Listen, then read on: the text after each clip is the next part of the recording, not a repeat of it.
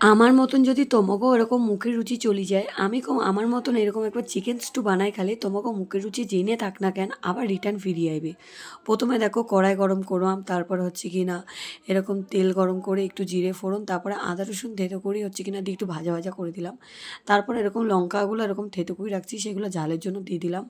আর আগে থেকে হচ্ছে কি না চিকেনটারে আমি গোলমরিচ, নুন আর একটু সামান্য অয়েল দিয়ে ম্যারিনেশন করে রাখছিলাম, যেটা হচ্ছে কি না আমি আদা রসুনের মধ্যে একটু ভাজা ভাজা করে নিলাম। ভাজা ভাজা হয়ে যাওয়ার পর আমার মতন এরকম দামড়া দামড়া সবজি কাটি রাখবা, যেটা আমি আগে থেকে কাটি রাখছি।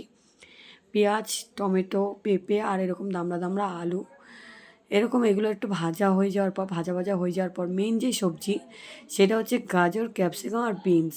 আজকে হচ্ছে কিনা আমি এই চিকেন স্টুতে সুইটকর্নও অ্যাড করুম, যেটা হচ্ছে আমি আগে থাকতে বয়েল করেই রাখছিলাম।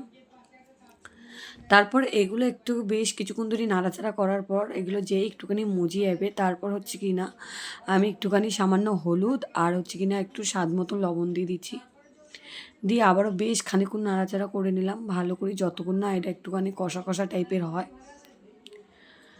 আমি কিন্তু এই চিকেন স্টুটাতে তারপর না গরম জল অ্যাড করছি, তোমরা চাইলে ঠান্ডা জল অ্যাড করতে পারো। আর দেখো গরম জল দেওয়ার পর কী সুন্দর একটা কালার আছে, যেটা দেখার পর তো খাওয়ার থেকে দূরের কথা এটা প্রেমে পড়ে যাইবা।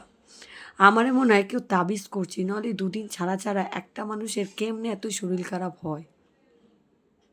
তোমরা আমার গলার ভয়েস শুনে বুঝতে পারতাছো। তারপর দেখো একটা সিটি মারার পর কত সুন্দর সব কিছু কী সুন্দর কুক হয়ে গেছে। আজকের ভিডিওটা এই পর্যন্ত, দেখা হচ্ছে পরের একটা ভিডিওতে। ততক্ষণের জন্য সবাই ভালো থাকবে, টাটা।